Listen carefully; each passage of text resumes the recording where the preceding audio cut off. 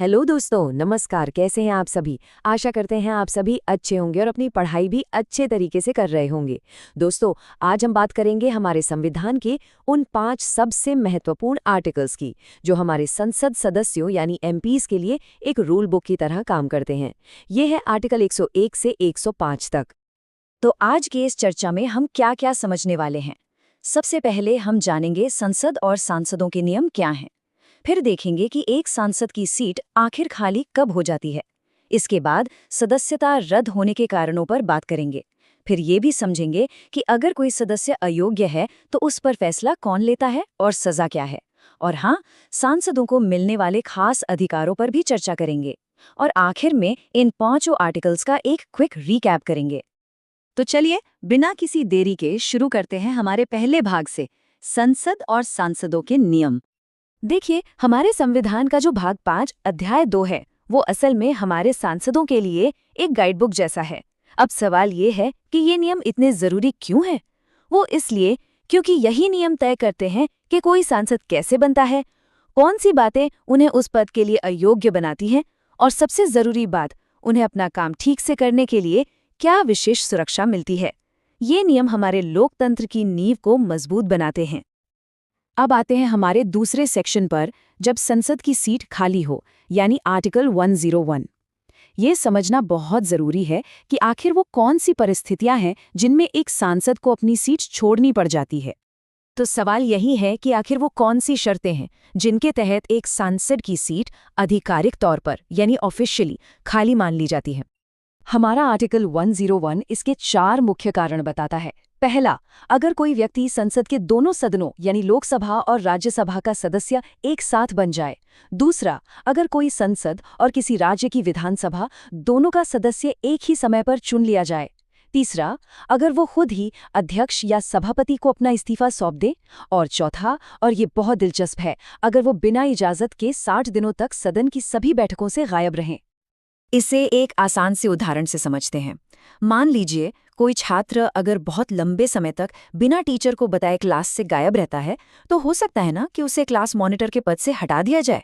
बिल्कुल ठीक वैसे ही बिना इजाजत के लंबे समय तक अनुपस्थित रहने पर एक सांसद को भी अपनी सीट गंवानी पड़ सकती है।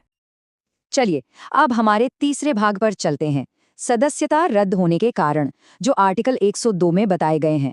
ये उन शर्तों के बारे में है जो किसी व्यक्ति को सांसद बनने के लिए अयोग्य ठहरा सकती हैं, यानी उन्हें डिस्क्वालीफाई कर सकती हैं। तो ये अयोग्यता या डिस्क्वालिफिकेशन, इसका मतलब क्या है?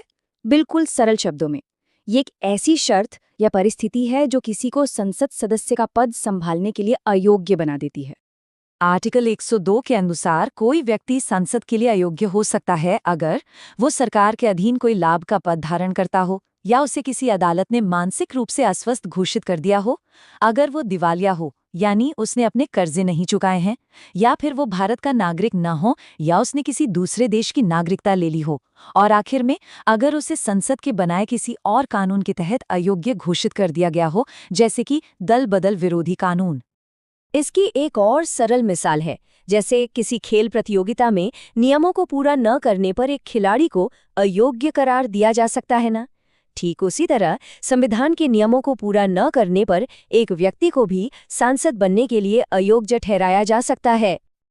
अच्छा, अब देखते हैं सेक्शन 4, अयोग्य सदस्य, फैसला और दंड। ये आर्टिकल 103 और 104 से जुड़ा है। इसमें हम जानेंगे कि अयोग्यता पर आखिरी फैसला कौन लेता है और नियम तोड़ने पर क्या सजा मिलती है। तो फैसला कौन करता है? आर्टिकल 103 के मुताबिक किसी सदस्य की अयोग्यता पर अंतिम फैसला भारत के राष्ट्रपति लेते हैं, लेकिन वो ये फैसला अकेले नहीं करते। राष्ट्रपति को चुनाव आयोग यानी इलेक्शन कमीशन से राय लेनी होती है और उसी राय के अनुसार काम करना होता है। और अगर कोई अयोग्य व्यक्ति फिर भी संसद में बैठता है या वोट करता है तो क्या? आर्टिकल 104 के तहत उसके लिए एक जुर्माना तय है, और वो है 500 रुपये। जी हाँ, और ये जुर्माना हर उस दिन के लिए लगाया जाता है जिस दिन वो अयोग्य व्यक्ति संसद में बैठता है या वोट डालता है।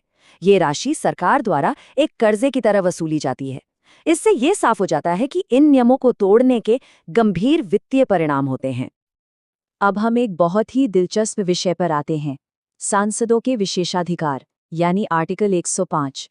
यह हमें बताता है कि सांसदों को कुछ विशेष शक्तियां और सुरक्षा क्यों दी जाती है, ताकि वे बिना किसी डर के अपना काम कर सकें।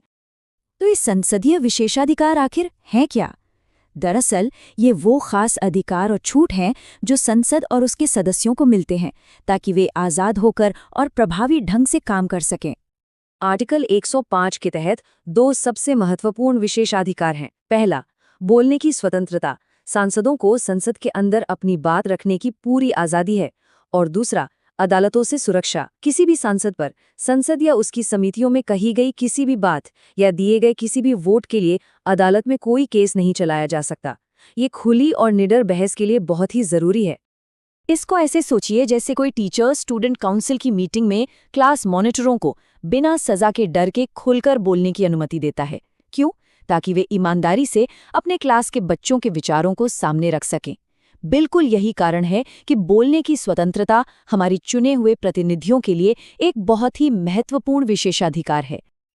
और अब हमारे अंतिम भाग में चलिए फटाफट से उन सभी मुख्य बिंदुओं का एक सारांश देख लेते हैं जो हमने आज कवर किए हैं, यानी 5 मिनट में 5 आर्टिकल। तो संक्षेप में आर्टिकल 101 बताता है कि सीट खाली कब होती है। आर्टिकल 102 सदस्यता के लिए अयोग्यताओं के बारे में है। आर्टिकल 103 ये तय करता है कि अयोग्यता पर निर्णय कौन लेगा। आर्टिकल 104 गलत तरीके से संसद में बैठने या वोटिंग करने पर जुर्माने का प्रावधान करता है। और आर्टिकल 105 सांसदों की शक्तियों और विशेषाधिकारों को परिभाषित करता है। और अंत में बस यही कहना है कि ये सभी आर्टिकल्स संसद की गरिमा और लोकतंत्र की निष्पक्षता इन दोनों की रक्षा करते हैं। ये नियम सुनिश्चित करते हैं कि हमारी संसदीय प्रणाली सुचारू रूप से और पूरी ईमानदारी के साथ काम करे।